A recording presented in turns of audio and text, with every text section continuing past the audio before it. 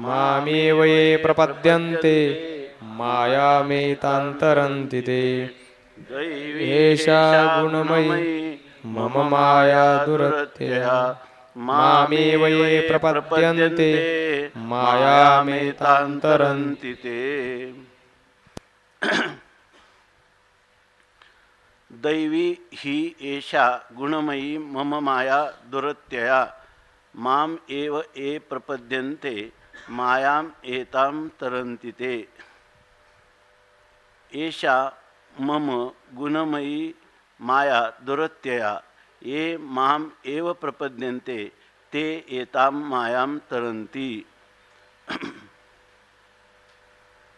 भगवान परमात्मा अर्जुनाला सांगत आहेत की हे संपूर्ण जगत आहे, वास्तविक एचैव सात्विका भावा राजसास तामसाश्चये मत्त एवेति तान विद्धि नत्वहम तेषु ते मयी। जेवढे म्हणून या विश्वामध्ये सात्विक राजस आणि तामस पदार्थ आहेत ते सर्व माझ्यापासूनच म्हणजे माझ्या अधिष्ठानावरच म्हणजे माझ्या अधिष्ठानावर भासणारे विवर्त पदार्थ आहेत। माझं असंगत्व निर्विकारत्व बाधित न होता माझ्या वाचून हे पदार्थ भासत नाहीत, पण नत्व अहम तेषु, पण त्यांच्यामध्ये मी नाही, कारण ते पदार्थ असं जड दुःखरूप असे आहेत आणि माझं स्वरूप तत्वतः सच्चिदानंद अद्वय नित्यशुद्ध भुक्त स्वभावान अशा प्रकारचं आहे। त्यामुळं अंधकार आणि प्रकाश हे दोन्ही परस्पर विरोधी धर्म एका अधिकरणात एकाच कालात राहत नाही। त्याप्रमाणे हे जे पदार्थ आहेत माझं सच्चिदानंद रूपत्व तुम्ही कितीही पिंजून पाहिलं तरी त्यांच्या ठिकाणी आढळणार नाही। त्यांच्या ठिकाणी जी सत्ता आणि स्फुरण भासतं ते सुद्धा तत्वतः माझंच आहे। माझ्याच उसण्या सत्ता स्फुरणाने ते त्या ठिकाणी प्रकाशित होतात अशी खरी वस्तुस्थिती आहे। परंतु ते मयी ते माझ्यात आहेत असं मी का म्हणतो, कारण माझ्या वाचून ते स्वतंत्ररीतीने भासमान होऊ शकत नाही। त्या पदार्थांना स्वतःचाही प्रकाश नाही आणि ते इतरालाही प्रकाशित करू शकत नाही। म्हणूनच त्यांना जड असं म्हणतात की ज्या पदार्थाला स्वतःचंही ज्ञान नाही आणि इतरांचंही ज्ञान नाही अशी स्थिती आहे। आणि जर पाहिलं तर त्रिभिर गुणमयैर्भावैरिभिः सर्वमिदं जगत मोहितं नाभिजानाति मामेभ्यः परमं व्ययम्। जर या ठिकाणी तिन्ही गुणांनी युक्त असणारं म्हणजे तीन गुणांचं विकारानेच विकार म्हणजेच हे संपूर्ण जग आहे। म्हणजे त्रिगुणांचा विस्तार म्हणजे त्रिगुणात्मिका असणाऱ्या मायेचा परिणाम म्हणजे हे संपूर्ण जगत आहे। परंतु मायेचा परिणाम हे जगत मायेनं स्वतंत्र जगत उत्पन्न केला आहे असा जो सांख्यांचा सिद्धांत आहे तो आत्मानात्म विवेक आणि अनुभूती संपन्न असणाऱ्या महापुरुषांना किंवा पूर्वसुरींना आणि श्रुतीला मान्य नाही। या ठिकाणी मायाविशिष्ट परमात्म्यापासून ह्या जगताची उत्पत्ती होते अशी श्रुती सांगते। म्हणजे या ठिकाणी परमात्म्याच्या अधिष्ठानावर त्या अधिष्ठानाच्या प्रतिबिंबाला ग्रहण करून हा मायेचा परिणाम म्हणजे हे जगत आहे।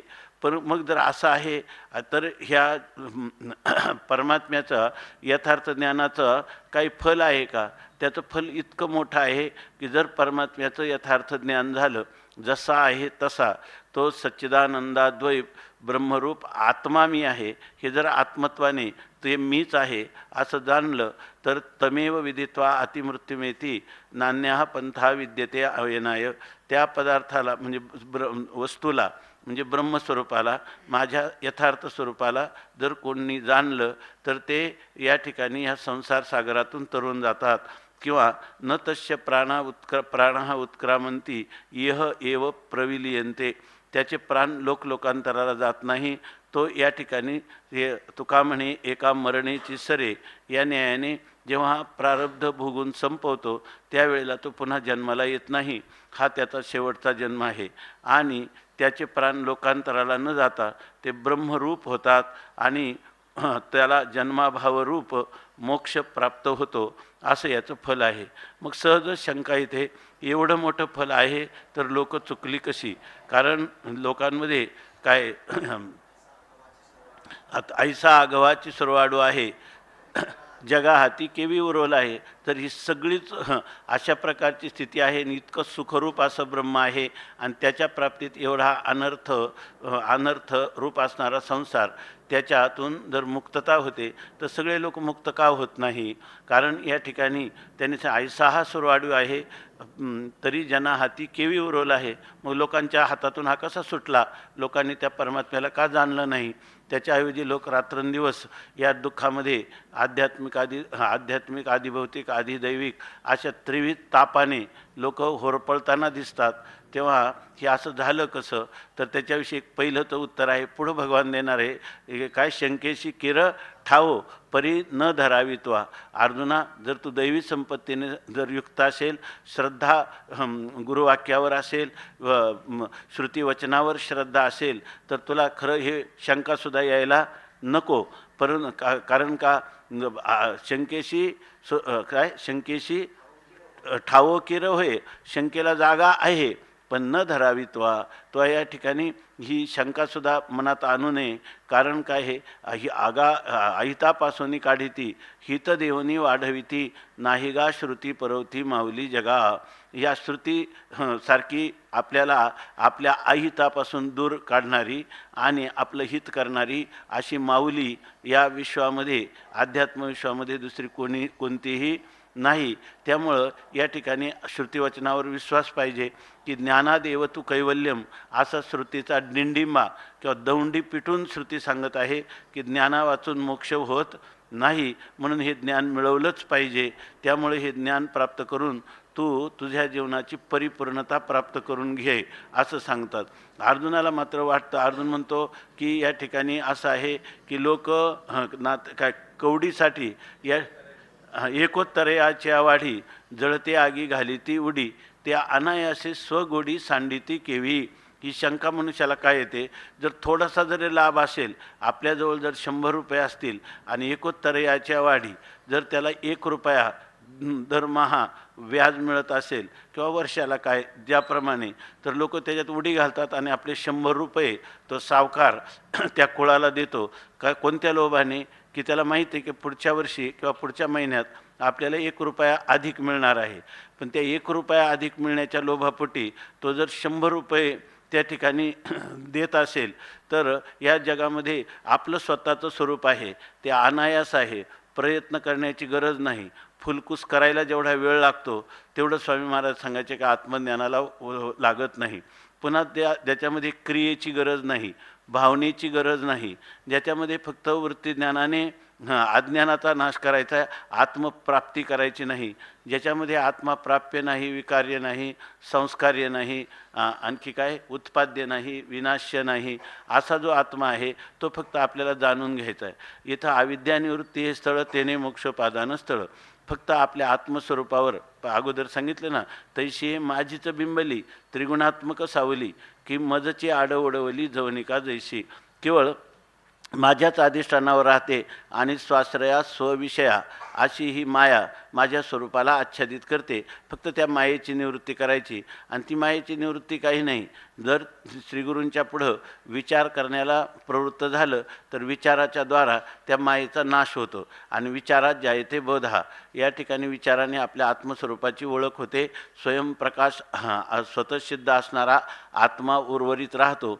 त्याच्या ठिकाणी जन्म मरण सुख दुःख कर्तृत्व भोक्तृत्व बंध मोक्ष काहीही सिद्ध होत नाही. आणि तो आत्मा पूर्वी बंधनात होता आणि आता निवृत्त झाला असं नसून त्या ठिकाणी तो नित्य निवृत्तच राहतो, नित्य प्राप्तच आहे. फक्त या ठिकाणी जे काही नित्य प्राप्ताची प्राप्ती आहे आणि नित्य निवृत्ताची निवृत्ती, आणि ती करायची नाही तर ती जशी आहे. आत्मस्वरूपाच्या ठिकाणी अज्ञान आणि अज्ञान कार्य नित्य निवृत्त आहे आणि स्वरूप जे आहे ते स्वयंप्रकाश आणि नित्यमुक्तच आहे. त्यामुळे इथं काही करणं नाही, या ठिकाणी भावना करायची नाही, त्याला घटाधिकांसारखं प्रमाणाच्या द्वारा जाणायचं नाही. फक्त ह्या प्रमाणांची उपयोगिता अज्ञानाचे निवर्तक म्हणून आहेत, अविद्या निवृत्ती फलदर्शनात अशी आहे. मग असं असून लोक जर एकोत्तराच्या वाढी जळते आगी घाली ती उडी, अनायासे सोगुडी सांडिती केवी, तर त्यांना सहज प्राप्त होणाऱ्या आत्म्याची गोडी, आत्म्याचं माधुर्य, आत्मानंद ते कसं काय टाकतील? आणि त्याच्याकडे का प्रवृत्त होणार नाही अशी जर शंका आली तर त्या शंकेचं उत्तर भगवंतानी ह्या श्लोकाच्या उत्तरार्धात दिलेलं आहे. मोहितम नाभिजानाती मामेभ्या परमव्ययम. येभ्या म्हणजे हे जे माया ही जे पराप्रकृती अपराप्रकृती ह्या सगळ्या प्रकृतींच्या किंवा ही त्रिगुणात्मक असणारं जे जग ह्या त्रिगुणांच्या येभ्या म्हणजे त्रिगुणेभ्या त्रिगुणांच्या अतीत असणारा परम त्यांच्या अतीत असणारा त्याचा अधिष्ठानभूत असणारा त्याच्यापेक्षा सर्वात श्रेष्ठ असणारा असा जो परमात्मा आहे की जो अव्ययम जो अविनाशी आहे. पण काय झालं की त्या परमात्मेच्या मायेमुळं उत्पन्न झालेले त्रिगुणात्मिका मायेमुळे उत्पन्न झालेले हे जे राजसी तामसी किंवा सात्विक पदार्थ आहेत या पदार्थांमुळं तो जीव जो आहे तो मोहाला वैचित्याला अन्यथा ज्ञानाला विपरीत ज्ञानाला प्राप्त होतो आणि त्यामुळं तो माझं जे स्वरूप आहे त्या स्वरूपाला न अभिजानाती जाणलं तरी त्याच्या काही अंशांनी त्याला जाणतो पण न अभिजानाती अभिता म्हणजे पूर्णरूपाने मी जसा आहे तसा मला जाणत नाहीत अशा त्यामुळं त्रिगुणांनी उत्पन्न केलेल्या पदार्थांविषयी जीवाला झालेला जो मोह आहे तो ह्या त्रिगुणात्मक मायेच्या अतीत असणाऱ्या माझ्या अविनाशी स्वरूपाला खऱ्या अर्थाने जाणत नाही असं सांगितलं. मग आता एकतर गोष्ट आहे की अनुभवाचा अपलाप करता येत नाही. जर आपल्याला किती म्हटलं तर एक अशी कक्षा आमच्या जीवनात येते, तुम्ही म्हणता का अज्ञानाची सिद्धी नाही आणि अज्ञान कार्यही नाही. तुमच्या दृष्टीनं हा विश्वाभास म्हणजे स्वरूपाच्या ठिकाणी कोणत्याही प्रकारचं द्वैत करणारा असा हा विश्वाभास तत्वतः त्याच्या ठिकाणी त्रैकालिक अत्यंताभाव रूप आहे. असं जर गोष्ट असेल तरीसुद्धा अनुभवाचा अपलाप करता येत नाही. श्रुती सांगते, तर्काने गोष्ट सिद्ध होते, पण आमच्या अनुभवामध्ये आम्ही जरी काही केवढाही मोठा विद्वान असला एखादा संगणकाचा विद्वान आहे तर त्याला संगणकाच्याच मध्ये अशी एक कक्षा येते की त्याच्यापुढं तो म्हणतो की मला याच्यापेक्षा अधिक मला ज्ञात नाही किंवा मला संगणकाचं ज्ञान आहे तर मला शिल्पशास्त्राचं ज्ञान नाही, अध्यात्मशास्त्राचं ज्ञान नाही असं तो म्हणतो. म्हणजे एक अज्ञान मला अमुक एक वस्तूचा अज्ञान आहे. झोपेमधला अनुभव आहे की झोपेमध्ये आनंदाची अनुभूती असूनही त्या काळात मी आनंदाचा भोगता आहे असं ज्ञान नाही. म्हणजे त्या काळात देखील प्रत्येक मनुष्याचा उठला सुषुप्तीतून जागृत भावाला प्राप्त झाला का तो काय म्हणतो, सुखम अहम अस्वाप्सम न किंचित अवेदिशम. मी सुखाने झोपलो होतो, मला काहीच कळलं नाही म्हणजे अज्ञान होतंच की नाही त्या ठिकाणी. म्हणून अनुभव जे आहे त्या अनुभवाचा निषेध करता येत नाही. तेव्हा आता मायेच्या प्रभावाने आमच्या ठिकाणी ह्या मायेने प्रभाव केल्यामुळं आत्मस्वरूपाचं ज्ञान आम्हाला नाहीच आहे आणि ह्या मायेतून तरुण गेल्याशिवाय आत्मस्वरूप प्राप्त होत नाही. तेव्हा ह्या मायेतून तरुण जाण्याचा काही उपाय आहे की नाही, तो उपाय भगवंतानी ह्या आता प्रस्तुत ज्याचं चिंतन चालू आहे त्या श्लोकामध्ये सांगितला. दैवी हेशा गुणमयी मम माया दुरत्यया मामेव ए प्रपद्यन्ते मायाम एताम तरंती ते. भगवान परमात्म्याच्या अर्जुनाशी आत्मसंवाद करताना अशाच प्रकारची पद्धत राहिलेली आहे. जर अर्जुनाने खूप एखादी शंका ठोस किंवा भरीव स्वरूपात केली, ही ठोस किंवा भरीव शंका ही अर्जुनाच्या अंतःकरणात आहे, त्याला ही गोष्ट फार दुर्धर दुष्कर कठीण अशा प्रकारची वाटते, तर भगवानही त्या ठिकाणी त्याचा अगोदर अंगीकार करतात आणि नंतर त्याला व्यवस्थित रीतीनं उत्तर देऊन त्या ठिकाणी त्याच्या शंकेचं निरसन करतात. जसं अर्जुन 6व्या अध्यायात म्हणतो, चंचलम ही मनः कृष्ण प्रमाथी बलवत दृढम तस्याहम निग्रहम म्हणणे वायोरिव सुदुष्करम. तो म्हणतो की वाऱ्याची मोठ बांधण्यासारखं वाऱ्याला नियमन करण्यासारखं इतकं अवघड असणारं प्रमथनशील असणारं जीवाला व्याकुळ करणारं चंचल असणारं अत्यंत प्रभावी बलवान असं हे मन आहे. तर भगवानसुद्धा काय म्हणतात, असंशयम महाबाहो मनोदुर्निग्रहम चलम अभ्यासेन तु कौंतेय वैराग्येन च गृह्यते. असंशयम जर संशयरहित मन हे अत्यंत चंचलच आहे तर अर्जुनाने हेच गोष्ट सांगितली. पण भगवंतानी त्याला तुष्यंतु दुर्जन्यायाने तू म्हणतो ते बरोबर आहे. त्याच्यामध्ये तुष्यंतु दुर्जन्याय म्हणजे दोन पैलवान जेव्हा एकमेकाला भिडतात त्यावेळेला एकमेकाची शक्ती आजमावतात. तर पहिला जो पैलवान आहे तो दुसऱ्यावर जेव्हा दुसऱ्याचे दंड धरतो किंवा त्याला मागं लोटतो त्यावेळेस हा एक पाऊल मागं जातो. पण मागं कशासाठी जातो तर पुन्हा याचं बळ आजमावून याला आपल्याला कसं अभिभूत करता येईल त्याच्यासाठी पुन्हा त्याला टक्कर देतो आणि त्याला चितपट करतो. त्याप्रमाणे अर्जुन जर म्हणत आहे मन चंचल आहे तर भगवानसुद्धा म्हणतात की असंशयम, मन निश्चित चंचल आहे, परंतु तरीसुद्धा असं नाही की मनाचा निग्रहच होत नाही. कारण भगवान पुढे जाऊन म्हणतात अभ्यासेन तू कौंतेय वैराग्येन च गृह्यते. अभ्यास वैराग्याभ्याम तन्निरोध. हा अभ्यास आणि वैराग्य यांच्याद्वारा त्या चित्ताचा निरोध करता येतो असं साधन पण त्याला सांगतात. आणि त्याच्या बुद्धीवर त्याचं महत्त्व, अभ्यास आणि वैराग्याचं महत्त्व आरूढ करून त्या ठिकाणी वैराग्य आणि अभ्यासाच्या साधनेच्या द्वारा मनुष्य चंचल मनाचाही निग्रह करू शकतो असं त्या अर्जुनाला पटवून देतात. तसंच या ठिकाणी ही भगवानसुद्धा तो म्हणतो ना मायेतून लोक कसे तरुण जातील, तर भगवान पण म्हणतात दैवी हेशा गुणमयी मम माया दुरत्यया. ही माया येशा गुणमयी, ही त्रिगुणात्मक असणारी माया आहे. आणि त्रिगुणात्मक मायेचं असणारं जे कार्य आहे ते कार्य जीवाला मोहित करतं, याच्याबद्दल काही संशय नाही. इतकंच नाही अर्जुना, ती दुरत्यया म्हणजे तिचं अतिक्रमण उल्लंघन करणं ही गोष्ट अत्यंत कठीण पण आहे. कठीण आहे पण ती अशक्य आहे असं नाही. मग ते दुरत्यया म्हणजे जिचं अतिक्रमण करणं अवघड आहे. दुह म्हणजे ते दुःखेनं अत्यंत कष्टपूर्वक तिचं अतिक्रमण करावं लागतं, ते कष्टकारक आहेही. परंतु तुला सांगतो की या ठिकाणी मामेव ए प्रपद्यन्ते, मला जे शरणागत होतात ना त्यांना या ठिकाणी ही माया काहीच नाही. नाथ महाराज म्हणतात जी दुस्तर असणारी माया आहे ना ती माझ्या भक्तांना एखाद्या गोष्पदाप्रमाणे आहे. म्हणजे एखाद्या गाईचा पाऊल जिथं रवलेलं आहे आणि तिथं सांडलेलं पाणी आहे आणि म्हणे संसार आपलं समुद्र तरून जाणं कठीण आहे, परंतु त्या गोष्पदोदक म्हणजे त्या गाईच्या खोरात टेकल्यामुळं पडलेला खड्डा आणि त्याच्यात सांडलेलं पाणी, ते पाणीचं उल्लंघन करणं काय अवघड आहे का? तसं माझ्या भक्ताला मात्र हा गोष्पदोदकाप्रमाणे आहे. म्हणजे याचा अर्थ असा की माम एव ए प्रपद्यन्ते, त्या भक्तांनी फक्त माझी शरणागती करायची. शरणागती केली का येताम मायाम ते तरंती, ते ह्या मायेतून तत्काल तरुण जातात अशा प्रकारे सांगितलं.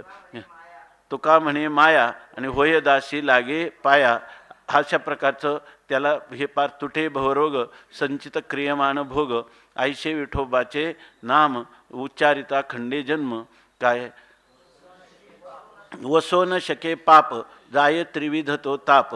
तो का म्हणे माया होय दासी लागे पाया, अशा प्रकारची स्थिती आहे. म्हणून त्यांनी डोंगरेजी महाराज सांगायचे की भगवंताची फक्त भक्तांनी शरणागती केली का त्याला मायेचं तरुण जाण्यासाठी कष्ट किती आहे. फक्त माझा उद्धार व्हावा म्हणून आता माझा मी न राहिलो, मी तुला पूर्णपणे काया वाचा मनाने शरण आलेलो आहे. तेव्हा आता या मायेतून मला कसं तारून न्यायचं हे तूच तारून नेऊ शकतोस. अशा प्रकाराने फक्त त्याची शरणागती करणं, भगवंताची शरणागती हा भक्ताने टाकलेलं एक पाऊल आहे. ते सांगायचे की परमात्मा हा जीवापासून 60 पावलं दूर आहे. ते विशिष्ट अद्वैताचे पुरस्कर्ते असल्यामुळं भक्ती सिद्धांत स्वतः ज्यांना साक्षात्कारापर्यंत अनुभूत होता अशा प्रकारचं कलियुगातले शुकाचार्य त्यांना म्हणतात. तर असे डोंगरेजी महाराज म्हणायचे की फक्त शरणागतीचा एक पाऊल भक्ताने टाकायचा, 60 पावलापैकी एकूण 60 पावलं परमात्मा आपल्यापर्यंत चालून येतो. म्हणून भगवान या ठिकाणी अर्जुनाला आश्वासित करीत आहेत की माम एव ए प्रपद्यन्ते, जे मला इथं आणखीन एक सांगतात माम एव म्हणजे मलाच, म्हणजे एवकाराने चकाराने निश्चित असं सांगतात की जो मलाच शरण येतो. याचा अर्थ माझ्या वाचून दुसरा अन्य कोणाला शरण जाईल तर त्या ठिकाणी त्याचा उद्धार होण्याची शक्यता नाही. फक्त माझी शरणागती केली तरच त्याचा उद्धार होऊ शकतो.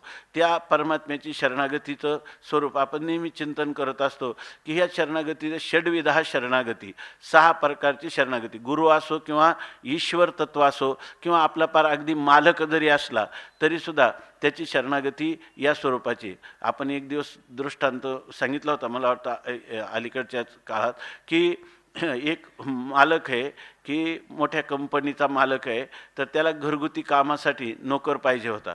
तेव्हा त्याला योग्य नोकर मिळावा म्हणून त्यांनी जाहिरात दिली. तेव्हा अनेक लोक त्याच्याकडं त्याला काय म्हणतात इंटरव्ह्यू देण्यासाठी आले. आणि त्याच्यामध्ये त्यांनी काय केलं, तो आपल्या टेबलवर बसलेला होता आणि समोर येणारा प्रत्येक आलेला जो सभासद आहे त्या ठिकाणी परीक्षार्थी, त्याला त्यांनी सांगितलं की तू त्या समोर असणाऱ्या याच्यातून पाणी आण, त्या हंड्यातून पाणी आण. पाणी आणलं की त्याच्या टेबलवर ठेवलं आणि ठेवल्यावर त्यांनी सांगितलं की आता हे नेऊन परत त्याच्यात ओतून दे. त्यांनी परत ओतून दिले. त्यांनी त्याला पास केलं नाही. कारण त्याला विचारलं का रे मग हे पाणी मी तुला पाणी कशासाठी आणायला सांगितलं होतं, तू पाणी कशाला आणलं इथं? त्यांनी सांगितलं काही नाही, तुम्ही सांगितलं म्हणून आणलं. परत का ओतून दिलं? तुम्ही सांगितलं म्हणून ओतून दिलं असं सांगितलं. त्यांनी त्यांना पसंत केलं नाही. नंतर एक जो इंटरव्ह्यू देणारा होता तो असा आला की त्यांनी पाणी आण म्हटल्यावर आणून दिलं, ठेव म्हणल्यावर परत ठेवून दिलं. त्यांनी सांगितलं अरे तू पाणी परत तिकडं का ठेवून दिलं? ते म्हणे साहेब माझं चुकलं. म्हणे हा बरोबर आहे. वास्तविक खरोखर तर असंच होतं का त्यांनी आणायला सांगितलं आणि न्यायला सांगितलं म्हणून दिलं, ऐकी नाही. परंतु माझं चुकलं म्हटला याचा अर्थ स्वामीच्या अधीन असणारा काही नाही, ते जे म्हणतील ते बरोबर आहे.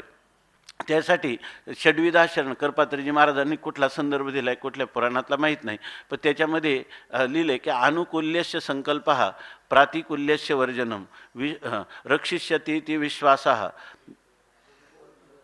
रक्षिष्यत गोप्तृत्ववर्णम तथा आत्मनिक्षेप कार्पण्यो षड्विधा शरणागती होईल ना, षड्विधा शरणागती, गती ही नाही ना, गती प्रथमेचं शरणागती ही प्रथम काय षड्विधा शरणागती ही.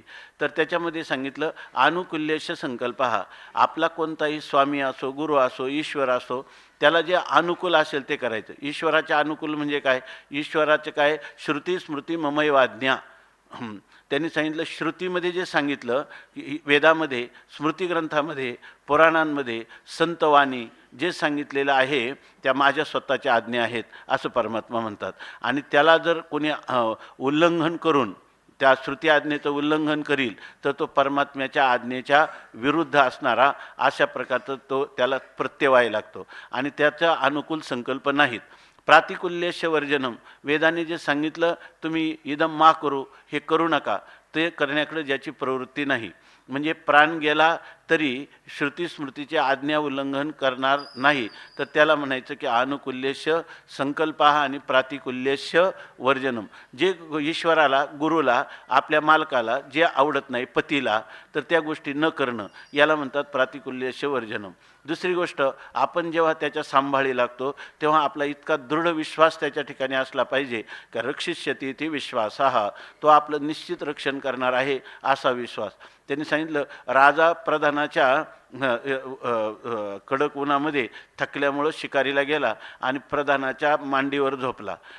त्या प्रधानाने थोड्या वेळाने त्याला काहीतरी थोडंसं वेदना जाणवल्या म्हणून त्यांनी डोळे उघडले तर याच्या हातामध्ये एक तलवार होती आणि धारदार तलवारीनं ती त्याच्या मानेवर ठेवली होती आणि तिथं काहीतरी जखम करत होतं. त्यांनी पाहिलं कोण आहे, पाहिलं तर आपलाच प्रधान आहे. त्यांनी पुन्हा डोळे झाकले आणि शांत झोपला. पुढं त्यांनी काही थोडीशी फक्त तलवार चालवली आणि थोडंसं रक्त हे केलं, कारण त्या ठिकाणी एका पिंगळ्याचा त्याने आवाज ऐकला होता की ह्या राज्यामध्ये इतका दुष्काळ आहे, समोर एवढा मोठा कोरडा पडलेला तलाव आहे, त्या तलावामध्ये जर राजाचं एक बुंद रक्त पडेल तर लगेच तो तलाव भरून जाईल आणि सर्व दुष्काळ संपून जाईल राज्याचा. त्याच्यासाठी त्यांनी केलं आणि ते केलं. नंतर तलाव भरून गेला, राजा उठला. नंतर राजांनी त्याला काही विचारलं नाही. तेव्हा नंतर त्या प्रधानानेच राजाला विचारलं, अहो तुम्ही मध्ये जागे झाले होते ना, तुम्ही पाहिलं मी काय करत होतो? हो पाहिलं. काय करत होतो? तर तू चांगली धारदार तलवार माझ्या मानेवर ठेवली होती, पण मला माहीत होतं तलवार तुझ्या हातात आहे, माझं मरण होणार निश्चित नाही, काहीतरी याच्यामध्ये वेगळा संकेत तुझा असेल. आणि तो संकेत त्यांनी नंतर सांगितला. याला म्हणतात रक्षिष्यतीति विश्वासः गोप्तृत्व वर्णम तथा. आणि या ठिकाणी आपण ज्याच्या सांभाळी लागलेला आहे तर त्याच्यासाठी आपल्याला गोप्तृत्व म्हणजे आपलं संरक्षण होण्यासाठी आपण त्याला आणि त्यालाच वरलेलं आहे, त्याचाच अंगीकार केलेला आहे. जसं भानुदास महाराजांना शुळावर जाण्याची वेळ आली, पांडुरंग परमात्म्यांनी त्यांचा हार त्यांच्या गळ्यात दिला. नंतर ते जेव्हा राजाच्या लक्षात आलं तर चोर म्हणून त्यांना जेव्हा सुळावर चढवायची आज्ञा केली त्यावेळेला ते काय म्हणतात, जरी हे आकाशवर पडोप आहे, भानुदास महाराजांचा अभंग आहे ना, जरी हे आकाशवर पडोप आहे, ब्रह्मागोळ भंगा जाये, वडवानळ त्रिभुवन खाये, परी मी तुझाची अंकी लागा, न करी विठोबा न करी अनिकांचा पांगिला. सप्त सागरे एकवट होती, जरी हे विरोनी जाय क्षिती, पंचमहाभूते प्रळय पावती, परी मी तुझाची सांगाती गा विठोबा, न करी अनिकांचा पांगिला, नामधारक तुझाची अंकीला. तैसे वर पडो भारी, भल तैसे वर पडो भारी, परी नेमा नटळे निर्धारी. जैसी पतिव्रता प्राणेश्वरी, जैसी पतिव्रता प्राणेश्वरी, विनवी भानुदास अवधारी गा. हा, विनवी भानुदास अवधारी गा, असा भानुदास महाराजांचा अभंग आहे. त्याप्रमाणे याला म्हणतात गोप्तृत्व वर्णम तथा. एकदा नाही तर ज्याची निष्ठा भंग होती, आज हा संरक्षण करील, उद्या तो संरक्षण करील. परमात्मा संरक्षण कधी करत असतो तर गोप्तृत्व वर्णम. आपल्याला द्रौपदीचा दृष्टांत माहीत आहे की द्रौपदीनं एकदा भगवान परमात्मा वस्त्रहरणाचा प्रसंग होऊन गेल्यानंतर द्रौपदीला भेटायला गेले. तर द्रौपदीने खाली पाहिलं, भगवंताच्या तोंडाकडं सुद्धा पाहिलं नाही. तर भगवान म्हणे, मला आल्यावर इतका आनंद होतो द्रौपदीला, आणि आज मात्र द्रौपदी निराश आहे, उदास आहे, माझ्याविषयी तिला काही कारण घडलं का राग आला. म्हणून त्यांनी विचारलं, तू असं काय? ते म्हणजे बोलूच नको माझ्याशी. त्यांनी सांगितलं, का बरं बोलू नको, काय झालं काय ते तर सांगशील. वस्त्रहरणाचा प्रसंग कसा आहे, काय द्रौपदी पांचाळी सभे माझी आणली, आणि वस्त्रहरणे वस्त्रे कैशी झाली माऊली. इतकंच नाही तर ते नेसती लुगडी सोय झालो. एवढं तुझं संरक्षण केलं आणि तू माझ्यावरच नाराज. ते म्हणे, काय उपयोग, किती प्रसंग माझ्यावर आला आणि त्यावेळेला तुला किती मी आळवणी केली की काय कोठे गुंतलाशी द्वारकेच्या राया, वेळ का सखया लावियला. तुझे किती मी नेत्रातून अश्रुधारा वाहून जेव्हा मी अत्यंत आगतिक झाले तेव्हा कुठं तू त्या ठिकाणी आला आणि मग तू वस्त्राच्या कोडी पुरविल्या. पण मला अजूनही ह्या गोष्टीचा फार राग आहे. आतापर्यंत पाहते पानव अखंड वनवासी, परिते देवाशी आठविते. आमचं जीवन फक्त तुझ्या स्मरणामध्ये गेलेलं आहे आणि तू मात्र वेळेवर उपस्थित झाला नाही. तेव्हा भगवंतांनी सांगितलं की तूच विचार कर बरं, कसं झालं, मला वेळ का लागला. ती ज्या वेळेला तिनं पहिलं तर स्वतःच मी माझं रक्षण करील म्हणून ती जी पदर जो आहे तो दातात धरला, म्हणजे मी माझं संरक्षण करू शकते. जेव्हा तिला असं वाटलं की आता मी माझं संरक्षण करायला असमर्थ आहे, त्यावेळेला तिनं आपल्या 5 पतीकडं पाहिलं, त्याच्यानंतर भीष्म द्रोणाचार्यादिकांच्याकडं पाहिलं, आणि सगळं करताना मग तिला लक्षात आलं की आश्चर्य जो कोणी ब्रह्मांड नायक आपल्या हाकेस देईल हाक. गजराजाप्रमाणे तिला वाटलं. त्यावेळेला काय गजेंद्र त्या गजेंद्राप्रमाणे तिला वाटलं, आणि त्यावेळेला भगवान म्हटले की तू जेव्हा मला हाक मारली त्या माझ्या हाक मारण्यामध्ये तू कधी द्वारकाधीश म्हणत होती, मग मला द्वारकेला जाऊन परत यायचं, वेळ लागणारच ना. याला म्हणतात की गोप्तृत्व वर्णम तथा. आपलं संरक्षण करता एकदा परमात्म्याला निवडलं की तोच आपलं करणार आहे. आणि हे सगळं करत असताना आत्मनिक्षेप कार्पण्य. आत्मनिक्षेप म्हणजे आपण स्वतःला पूर्णपणे नि उपसर्ग आहे ना, आणि क्षिप धातू आहे, म्हणजे क्षिप धातूचा अर्थ फेकून देणं. म्हणजे निक्षेप म्हणजे पूर्णपणे आपल्याला फेकून देणं, म्हणजे आपलं स्वतःचं व्यक्तिमत्व पूर्ण विसर्जित करणं, म्हणजे हे समर्पण आहे. आणि हे समर्पण करणं म्हणजे काय, स्वामी महाराज सांगायचे की आपल्या व्यक्तित्वाचं सर्पण करणं, म्हणजे राख करणं, म्हणजे मी म्हणून कोणी नाहीच. अशा प्रकारचा आपल्याला पूर्णपणे जो काय आपला संरक्षण करता आहे त्याला जसं वाटेल तसं करेल. काय होईल त्या देह जावो अथवा राहो, पांडुरंगी दृढ भावो चरण न सोडी सर्वथा आन तुझी पंढरीनाथा. आमचं काम फक्त वदनी तुझे मंगळ नाम हृदयी अखंडित प्रेम. आम्हाला काय होईल ते होया शेवटी आणि लाभ आणि तुटी देव जाणे. अशा प्रकारची जी स्थिती आहे अंतःकरण वृत्तीची तिला म्हणतात आत्मनिक्षेप. आणि मनाने आपण कोणते उपायसुद्धा शोधायचे नाही का हे उपाय करावा का किंवा असं सुद्धा नाही. त्याला पर्याय नाही. भगवत शरणागतीला अजून दुसरं काही माझं संरक्षण करतं आहे अशा प्रकारचा पर्याय त्या ठिकाणी नाही. आणि हे सगळं करत असताना शेवटचं लक्षण सांगितलं कार्पण्य. काय? आत्मनिक्षेप कार्पण्यो. कार्पण्य म्हणजे कृपणतेचा भाव, दीनत्वाचा भाव. दीनत्वाचा म्हणजे लीनत्वाचा भाव. तुकाराम महाराज तो अभंग आठवला तर पहा. तुकाराम महाराज म्हणतात की किंवा आम्हाला पाया दिली सवे आणि नाही स्वाना दिली सवे आणि पाया भोवती ते भोवे वशे निकट शेजारी. असं जेवता जवळी येऊन या पुंस घोळी. ते कुत्रा आहे, त्या कुत्र्याला कधी कधी तो मालक जे तो खूप रागावतो, पण जरी रागावला तर ते कुत्रं त्याच्या पायाभोवतीच फिरत राहतं. आणि तैशी झाली मज परी वशे निकट शेजारी. नको मोकलू नको मुकलू बाहेर नाही. ते स्वाना दिली सवे पायाभोवती ते भोवे तैशी झाली मज परी वशे निकट शेजारी. जेवता जवळी येऊन या पुंस घोळी कोपेल तो धनी तुका म्हणे नेणे मणी. असं तुकाराम महाराजांचा अभंग आहे की तुकोबाराय म्हणतात कुत्र्याला सवय दिली मालकानी आणि जरी तो मालक किती रागावला किंवा रागवेल आपण त्याच्या जवळ गेलं जेवताना जवळ राहिलं तर ते त्याच्या ध्यानातच नाही. त्याप्रमाणे आपल्या जीवनामध्ये हे किती मान होतात किंवा आपले किती अपमान होतात, किती कष्ट होतात किंवा किती सुख होतं याचं काही नाही. फक्त धन्याचे पाऊल सोडायचे नाही. आणि ते करताना मी हम भी कुछ है अशा प्रकारचा जो थोडासाही जरी अभिमान असेल तर तो अभिमान पूर्ण गलित झाला पाहिजे. आणि त्यालाच म्हणतात की कार्पण्य, दीनतेचा भाव.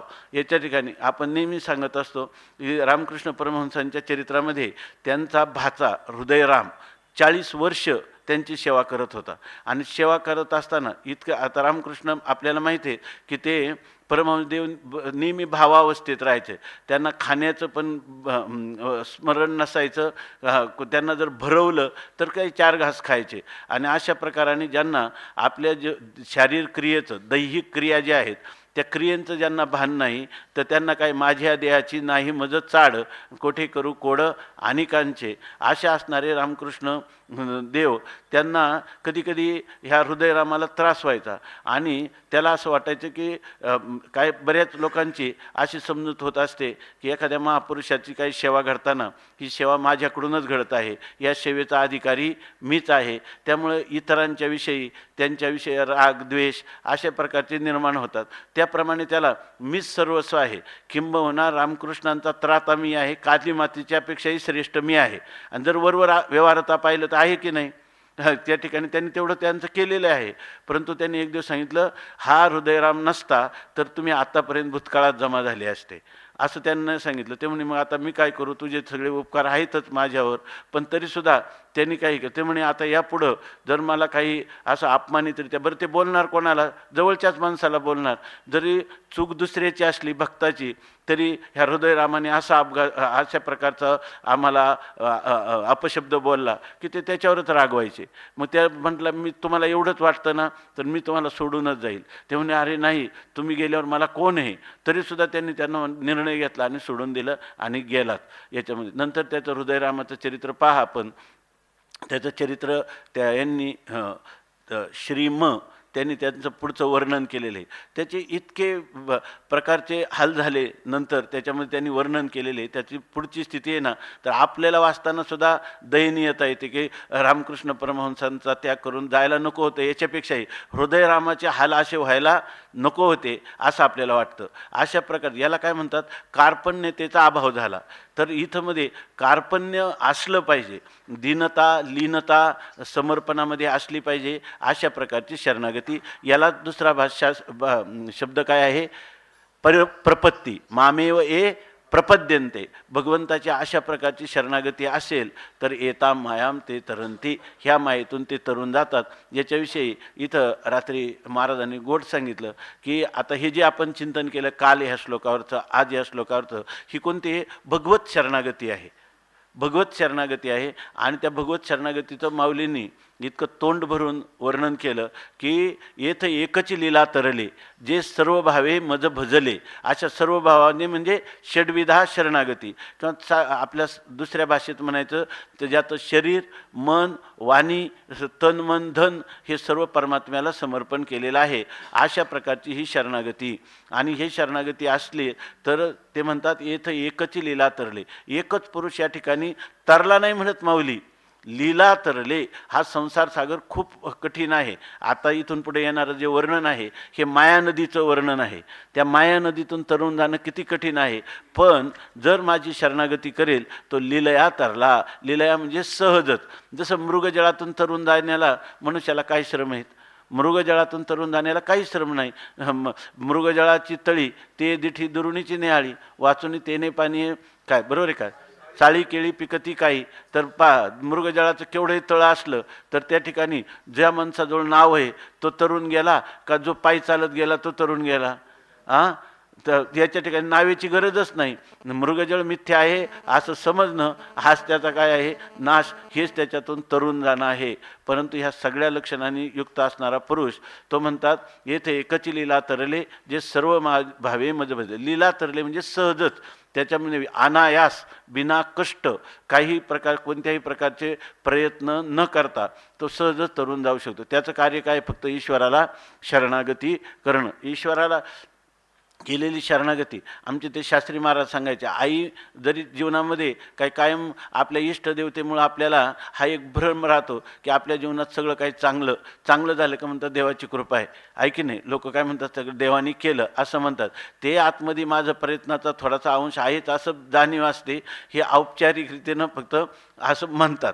परंतु या ठिकाणी आपल्या जीवनामध्ये कोणताही जरी प्रसंग आला वाईटही, तर तोही आपल्याला तो त्याच प्रकारचा वाटला पाहिजे का हे सुद्धा देवाने दिलेला आपल्याला प्रसाद आहे. अशी जर शरणागती असेल तर त्याला काय, तो लिलेने या ठिकाणी तरुण जातो. त्यासाठी ते उदाहरण द्यायचे की एक आई आहे आणि तिनं आपल्या मुलाला खांद्यावर घेऊन 7व्या मजल्यावर गेली आणि 7व्या मजल्यावर त्याला म्हणते की तुला आता टाकून देतो. त्यावेळेस तो काय म्हणतो, खुशाल टाक, कारण त्याचा एवढी श्रद्धा आहे माझी आई मला टाकून देणार नाही. त्याप्रमाणे आपल्या जीवनात येणाऱ्या सर्व संकटाचा परिहार करणारा हा जगन्नायक परमात्मा, तो जर माझ्या अंतःकरणवृत्तीचा आश्रय असेल आणि विषय असेल, हे चालले कोणासाठी, हे पहिल्यांदा याची सुरुवात काय आहे, मय्यासक्त मनः पार्थ योगम युंजन मदाश्रय असंशयम माम समग्रम माम यथाज्ञास्यची तच्छृणु. भगवंताची प्रतिज्ञा आहे, पण प्रतिज्ञा कोणासाठी आहे की ज्याचं मन माझ्या ठिकाणी आसक्त झालेलं आहे. मय्यासक्त मनः, परमात्म्या वाचून दुसरा माझा कोणताच आश्रय पण नाही आणि विषय. मय्यासक्त मनः म्हणजे मलाच विषय केलेला, आणि योगम युंजन मदाश्रय माझ्याच आश्रयाने. म्हणजे परमात्म्याची भक्तीसुद्धा कोणाकडे मागायची, परमात्म्याकडेच मागायची. आणि भक्तीचा विषय कोण आहे, परमात्मा आहे. आणि भक्तीचा आश्रय कोण आहे, ज्याच्याकडे मागायची, तोही परमात्माच आहे. आणि शिवाय योगम युंजन हे शब्द आहेत. परमार्थ मार्गाला लागलं की माणसाला वाटतं की परमात्मा गुरु हे आपल्या जीवनात आले की डोक्यावर हात ठेवला, कृपादृष्टी केली, स्मरण केलं का लगेच त्यांनी आपलं काम करावं, जणू काही तो रामागडीच आहे असं असं करतात की आपल्याला काही प्रयत्न केले पाहिजे असं नाही. ज्ञानोबारायांनी सांगितलं, म्हणजे आता पुढे येणारे, तेवी सदभ्यासे निरंतर चित्ताशी परमपुरुषाची मोहर लावी मग शरीरा असो अथवा जावो. हे शरीर असो किंवा जावो, परंतु या ठिकाणी मी सदभ्यास परमात्म स्वरूपाचं चिंतन आणि ते निरंतर करीत राहील. सदभ्यासे निरंतर, आणि चित्ताचं चिंतन म्हणजे आपले अहंकार, चित्त, बुद्धी, मन, आपले ज्ञानेंद्रिय, कर्मेंद्रिय, उभयेंद्रियात्मक असणारं मन, ह्या सगळ्यांचं शरीर इंद्रिय सगळी एकाच परमात्म्याकडं, त्या परमात्म्याच्या दिशेनं प्रवाहित होत आहेत, परमात्म्यालाच विषय करीत आहेत. अशा प्रकारची जर स्थिती असेल तर त्याला म्हणतात की मय्यासक्त मनः, त्याला म्हणतात माझा आश्रय करणारा आणि विषय करणारा. ज्ञानामध्ये ह्या गोष्टी नाहीत. ज्ञानामध्ये त्या ठिकाणी मुळात ज्ञान कसं आहे, ज्याला पुढं विषय नाही आणि मागं आश्रय नाही, त्याला ज्ञान म्हणतात. पण ह्या भक्तीच्या प्रांतामध्ये तुम्हाला असं आहे की भक्तीच्या प्रांतामध्ये आश्रय आणि विषय परमात्मा जर ज्याचा असेल त्याला ह्या मायेतून तरुण जाता येतं. म्हणून मधुसूदन सरस्वती स्वामींनी भक्ती रसायनामध्ये भक्ती हा स्वतंत्र पुरुषार्थ आहे, म्हणजे मोक्षप्राप्तीचा स्वतंत्र उपाय आहे. या ठिकाणी समसमुच्चय पण नाही, ज्ञान आणि उपासना यांचा समसमुच्चय पण नाही. आणि याशिवाय केवळ भक्ती जी आहे तर ही भक्ती फक्त चित्तशुद्धीपर्यंतच थांबते असं नाही. आणि हा वेदशास्त्राचा निर्णय स्वतः भगवंतानी स्वमुखे आपण सांगेतो. श्री विष्णू श्रीगीता हा प्रश्न अर्जुनेशी तेषामेव अनुकंपार्थ मोहम्मद ज्ञानजम तमहा नाशयाम्यात्मभावस्तो ज्ञानदीपेन भास्वता. आणखी काय हे तेषां सततयुक्तानां भजतां प्रीतिपूर्वकं ददामी बुद्धियोगं तं येन मामुपयांती ते. भगवान म्हणतात की मी त्याच्या अंतकरणात ज्ञानरूपाने प्रकाश देतो. आणि हे सर्व हा भक्तीचा प्रकाश आहे अशी एक गोष्ट आहे. आणि या ठिकाणी बरेचसे अद्वैत चिंतन करणारे लोक जे आहे माम एव ये प्रपद्यंते म्हणजे अंतकरण वृत्तीनं मला विषय करतात. मला विषय करतात म्हणजे माझ्या तात्विक स्वरूपाला विषय करतात. माझ्या तात्विक स्वरूपाला विषय करतात म्हणजे निरतिशय व्यापक असंग निर्विकार असणारं जे ब्रह्मतत्व आहे ते मी आहे अशा प्रकारचं हीच खरी त्याच्या ठिकाणी प्रपत्ती आहे. म्हणजे जीव ब्रह्मैक्य ज्ञान याद्वारा मोक्ष प्राप्त करतात असंही लिहिलं. आणि काही लोकांनी आता जे आपण चिंतन केलं आपलं जे इष्टदैवत आहे त्या इष्टदैवत जे सगुण साकार आहे त्या सगुण साकाराची जर शरणागती केली तर त्याच्यातूनही आपल्याला मोक्ष प्राप्त होतो असं लिहिलं. आता या ठिकाणी रात्री आपल्या सांगणे महाराजांनी गोड चिंतन सांगितलं या श्लोकासंबंधाने. तर आता हे जे आपण चिंतन केलं ते म्हणजे हे सगळं चिंतन झालं, हे श्लोकाचं चिंतन झालं याप्रमाणे करतात. आपण भाष्याचा आधार घेतला तर परंतु ज्ञानोबरायांनी काय चिंतन केलं येतं एक ज्ञानोबरायांच्या सगळ्या वव्या हे सांगणाऱ्या नाही. जिथं श्रीगुरु तारूप काय जया सद्गुरु तारू पुढे जया सद्गुरु तारू पुढे जे अनुभवाचे कासे गाडे जया आत्मनिवेदन तरांडे आकळले असं लिहिलेलं आहे. म्हणजे श्रीगुरु तारू पुढे. आणि पुन्हा त्यांनी शेवटच्या ववीत काय लिहिलं की या ठिकाणी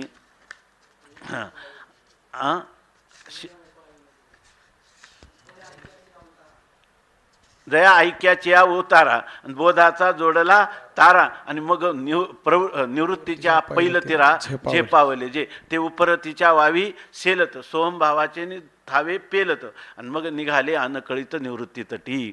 मग हे कसलं वर्णन आहे? ज्ञानाचंच वर्णन आहे का नाही? मग आपल्याला असं चिंतन करता येईल की नाही की भगवान परमात्मा जो आहे तो आपणची देव होय गुरु आणि गुरूंच्या द्वारा तो ज्ञान स्वरूपापर्यंत आपल्या स्वरूपभूत ज्ञानापर्यंत आपल्याला पोच करतो. हा अपूर्व अर्थ या ठिकाणी एक पुरवणी किंवा परिशिष्ट या रूपाने माऊलींनी सांगितलेलं आहे. असं त्यांनी सांगितलं की ही एक अपूर्वता आहे आणि खरोखरच आहे की नाही. पुंडलिक वरदा हरिविठ्ठल श्री ज्ञानदेव तुकाराम ज्ञानेश्वर महाराज की जय.